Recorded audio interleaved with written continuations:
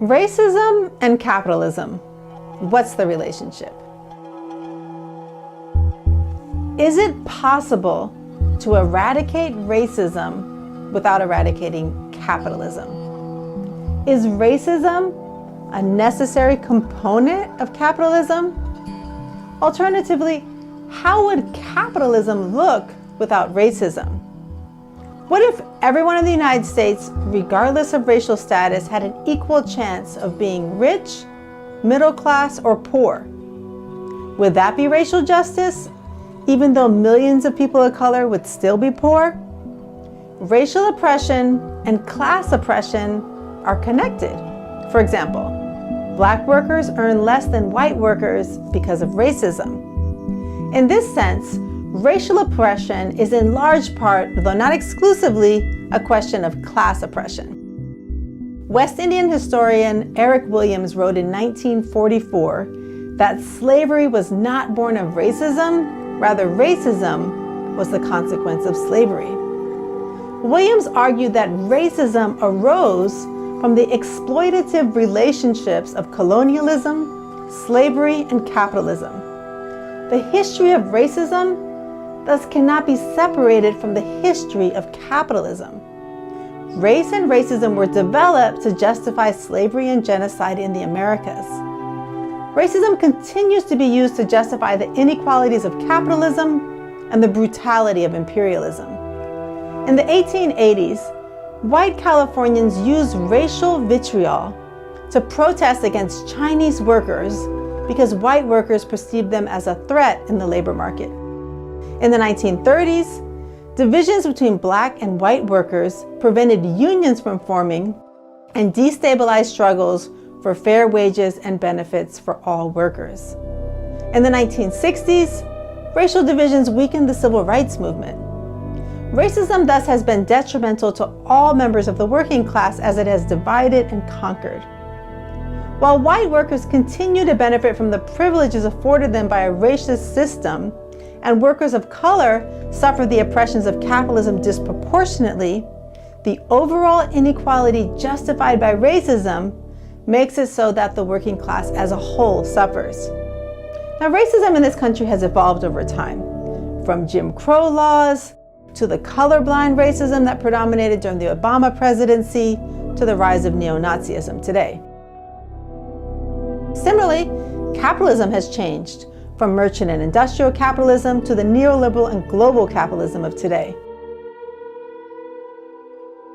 Racism and capitalism have evolved together, and they continue to work to perpetuate and justify inequalities. Capitalism created the structures that give low status and low wages to jobs such as gardeners and farm workers, while racism justifies the concentration of particular racial groups into these lower status positions in our society. Racism is simultaneously a system of oppression and a set of ideologies. When we think about how to overcome racism, we have to keep this dual character in mind. Racism needs to be rooted out at the psychological, ideological, and systemic levels. These processes have to be concurrent. They can't happen separately. Let's think about this concretely. Is it possible for us to have a society free of racism in which all of the gardeners are both underpaid and Latino men? If we worked extremely hard to rid people of biases without changing the system, that plan would backfire because new ideologies, or the same old ones, would emerge to explain the racially unequal system.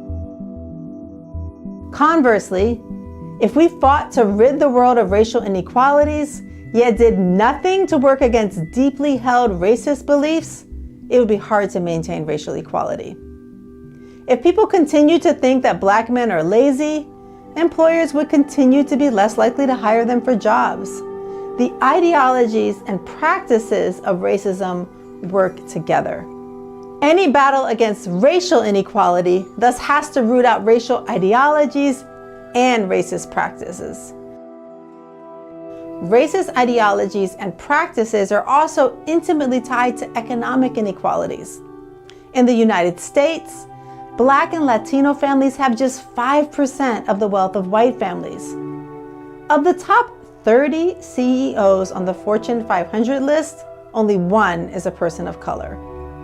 There are only 3 Black CEOs on this list of the top 500 companies in the United States. Widespread acceptance of racist ideologies allows these kinds of inequalities to persist. Racist ideologies not only create inequalities, they also make possible repressive state policies and practices characteristic of neoliberal capitalism.